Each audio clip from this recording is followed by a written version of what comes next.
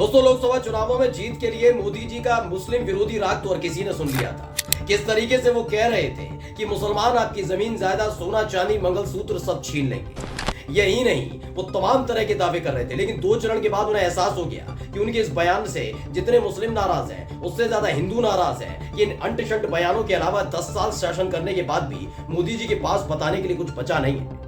उसके बाद मुस्लिम हितैषी बनने लगे थे, लेकिन चुनाव परिणाम में बता दिया कि मोदी जी की हवा लहर चली गई है।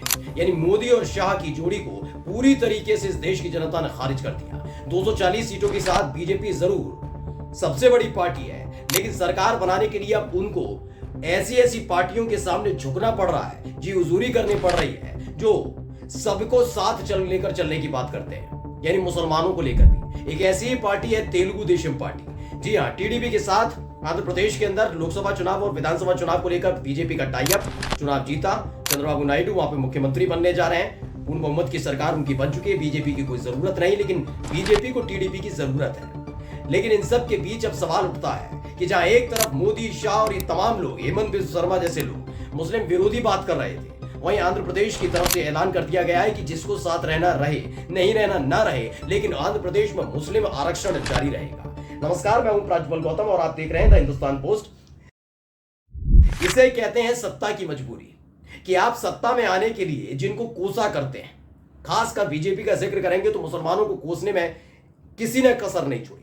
मैं छोटे नेताओं की तो बात ही नहीं कर रहा। जब देश का प्रधानमंत्री डंके की चोट पर मुसलमानों के लिए गंदगी उगलने लग जाए, तो इससे ज्यादा बड़ी बात हो नहीं सकती कि सत्ता का लालच किस कदर घर कर बैठा है उनके दिल और दिमाग में। मोदी जी ने क्या कुछ कहा है, हर किसी ने सुना, हर किसी ने देखा मोदी जी किस तरह के बयान दे रहे थे। लेकिन अब आज असली बात जो है वो ये है कि आंध्र प्रदेश में एनडीए की सरकार, यानी चंद्रबाबू नायडू के साथ बीजेपी भी सरकार में शामिल है। वहां ऐलान कर दिया गया है कि बीजेपी चाहे कुछ कहती रहे, जो कुछ कहना है कहता रहे, लेकिन आंध्र प्रदेश में मुस्लिम आरक्षण लागू रहेगा। पहले वो बयान सुनिए। Muslim reservation will be continue in Andhra. Pardon? Muslim reservation will be continue in Andhra. Yes, we will continue that. There is no problem at all. Muslim reservation will be continue.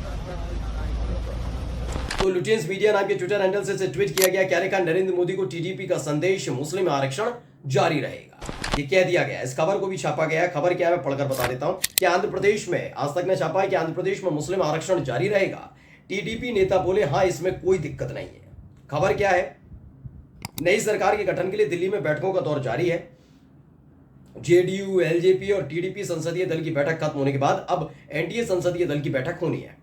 इस बीच Telugu Desam party यानी TDP के नेता रविंद्र कुमार ने मुस्लिम आरक्षण को लेकर बड़ा बयान दिया है। उन्होंने कहा कि आंध्र प्रदेश में मुस्लिम आरक्षण जारी रहेगा। अब मोदी जी को बताना होगा उन तमाम हिंदुओं को, बहुत बड़ी बड़ी बातें करते हैं ना ये, कि बाबरी ताला लग जाएगा, ये हो जाएगा, वो हो जाएगा, सब चीजें की जा रही थी, मुसलमानों के खिलाफ बोला जा रहा था। मैं अभी एक सवाल पूछना चाहता हूं मोदी से, शाह से, हेमंत बिस्व शर्मा से, एक ऐसी पार्टी के साथ आपका गठबंधन क्यों है?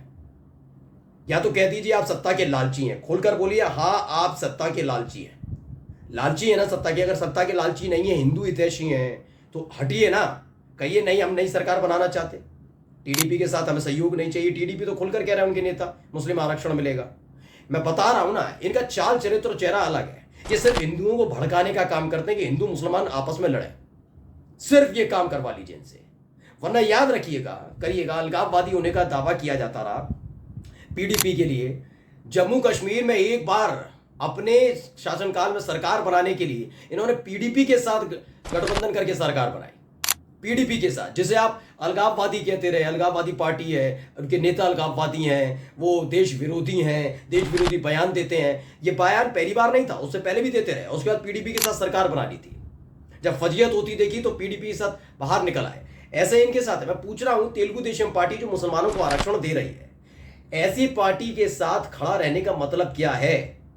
साफ साफ बात है, आप सत्ता के लालची हैं, आपको सत्ता चाहिए, और ये बात बोलिए कि हाँ हम सत्ता की लालच के लिए किसी के साथ भी जाने के लिए तैयार हैं। तो झूठा चेहरा लेकर मत घूमिए।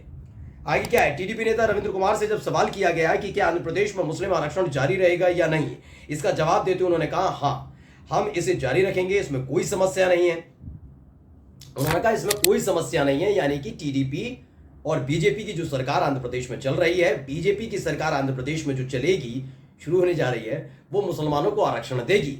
मैं फिर कहता हूं आपसे, ये हिंदू मुस्लिम वाले जो मेरे को हिंदू भाई भी देख रहे हैं और मुस्लिम भाई भी देख रहे हैं, मुझे जो हिंदू भाई देख रहे हैं वो समझ लीजिए, इनको कोई फर्क नहीं पड़ता आपसे, ये कोई आपकी अस्मिता के लिए नहीं लड़ते। कहते हैं ना जब बीजेपी है तो हिंदू धर्म खतरे में नहीं आ सकता, हिंदू धर्म के लिए लड़ते, कुछ नहीं लड़ते हैं। ये सत्ता के लिए किसी के सामने भी झुक सकते हैं। हाँ, चुनावों के दौरान इनकी भाषा शैली आपको मुसलमानों के खिलाफ नजर आएगी, अदरवाइज इनसे कभी भी देख लीजिए, कभी भी कोई सा भी चीज। मैंने कहा ना पीडीपी के साथ क्यों गए, इनके हिसाब से पता कर लीजिए वो कौन है, इनके नेता क्या क्या कहते हैं उनको, पीडीपी के नेताओं को, नेशनल कॉन्फ्रेंस के नेताओं को क्या क्या नहीं कहते हैं, किस तरीके से उनको देश विरोधी तक करार देने के लिए तुले रहते हैं। सब उन्हीं के साथ सरकार बना रहे थे। सोचिए, ये कहते हैं एक देश एक विधान एक संविधान, एक झंडा एक निशान, वहां दो झंडे लगे हुए थे। जम्मू कश्मीर क्यों सरकार बनानी थी? मैं ये नहीं कह रहा हूं कि मैं मुसलमानों के खिलाफ कुछ कह रहा हूं, मैंने तो कभी कहा नहीं, ना हमारा चैनल कहता है। लेकिन जब आप इतना ही मुसलमानों से नफरत करते हैं तो मुसलमानों को आरक्षण कैसे दिया जा रहा है आपकी सरकार में? मैंने कहा ना इनके दोगले हैं ये। क्या कहते हैं, उत्तर प्रदेश में आएंगे तो बीफ यानी गाय का मीट मना है, ये गाय का मीट खाता है, वो गाय का मीट खाता है। इसके अलावा गुंडे छोड़ दिए गए हैं सत्ता से आशीर्वाद प्राप्त, जो खासतौर पर मुस्लिम समुदाय के लोगों को टारगेट करते हैं। गौ माता की तस्करी हो रही है, गाय हमारी माता है उसकी तस्करी हो रही है, उसके मीट, और मीट खाते हैं इनके खुद के कैबिनेट मंत्री किरण रिजिजू से आगे पूछिए, उन्होंने कह दिया था मैं खाता हूं। गोवा में इनकी सरकार चलती रही, मैं बीफ बिकता रहा। खबर आई स्मृति ईरानी की बेटी का वहां रेस्टोरेंट बार है, बाहर में भी बीफ मिलता रहा, जिस पर वो बौखला गई थी। मतलब एक मैंने कहा ना इनका मुस्लिम विरोधी है ये, लेकिन अगर मुस्लिम जरूरत पड़े सत्ता में आने के लिए तो उनका भी समर्थन लेने से पीछे नहीं हटेंगे। ठीक है, हाँ चुनाव आएगा फिर कोसेंगे हम उन्हें, लेकिन जब चुनाव नहीं होगा तो हम सत्ता में आने के लिए कर लेंगे। बीफ हम सब खाएंगे, गाय काट काट के खुद खाएंगे बीजेपी के नेता, चंदा भी उनसे खाएंगे, टकारेंगे, लेकिन करेंगे क्या?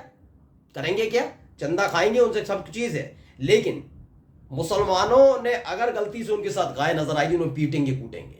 अब आंध्र प्रदेश में जो ये लागू होने जा रहा है, इन्हें तमाम अंधभक्तों को पूछना चाहिए कि ऐसी पार्टी से दूरी क्यों नहीं बना रहे हैं जो मुसलमानों को आरक्षण दे रहे हैं, क्योंकि आप तो मुस्लिम विरोधी बातें करते हैं। बड़ी बड़ी बात अमित शाह ने कही थी ना कि हम मुसलमानों का ये आरक्षण खत्म कर देंगे, इसे SC ST OBC में बांटेंगे, हम पिछड़ों को देंगे आरक्षण। क्या हुआ अमित शाह का वो बयान? कहां गया वो बयान? कहां गई वो चीजें? ये तमाम चीजें बतानी होंगी। नमस्कार।